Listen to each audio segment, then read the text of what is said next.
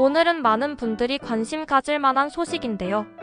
바로 지난해 의료비를 많이 지출한 국민들에게 환급금이 지급된다는 소식입니다. 올해 대상자만 무려 213만 명, 환급 규모는 2조 8천억 원에 달합니다. 여기에 최근 주택담보대출과 신용대출 금리까지 다시 오르는 추세인데요. 오늘 이 두 가지 소식을 차근차근 정리해드리겠습니다. 먼저 의료비 환급 소식부터 보겠습니다. 우리나라 건강보험에는 본인 부담 상한제라는 제도가 있습니다. 비급여와 선별급여를 제외하고 환자가 부담한 연간 의료비가 정부에서 정한 상한 금액을 넘으면 초과분을 돌려주는 제도입니다. 즉, 과도한 의료비 지출로 인한 가계 부담을 줄여주는 장치입니다. 올해 지급 대상자는 213만 명, 총 환급액은 2조 8천억 원입니다. 단순 계산하면 1인당 평균 약 131만 원을 돌려받게 되는 셈입니다. 상한액은 개인의 소득 수준에 따라 다릅니다. 소득 하위 10%는 87만 원까지만 부담하면 되고, 소득 상위 10%는 808만 원을 초과하는 부분만 환급됩니다. 또 요양병원에 120일 이상 장기 입원한 경우 상한액이 150만 원까지 늘어납니다. 그렇다면 실제로 누가 혜택을 받게 될까요?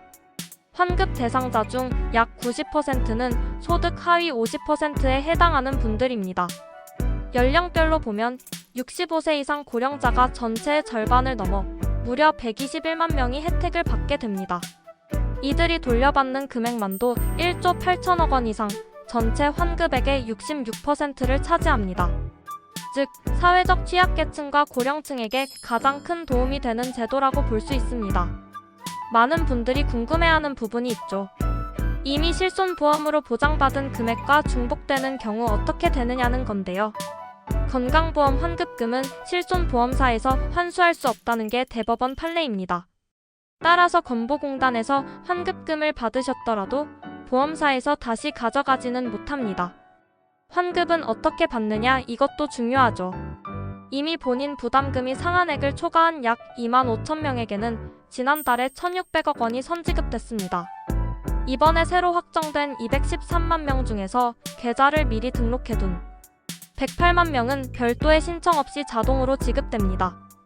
계좌를 등록하지 않은 분들은 건보공단 누리집, 모바일 앱, 전화, 우편 또는 직접 방문을 통해 신청해야 합니다. 다음은 최근 금융시장 소식입니다.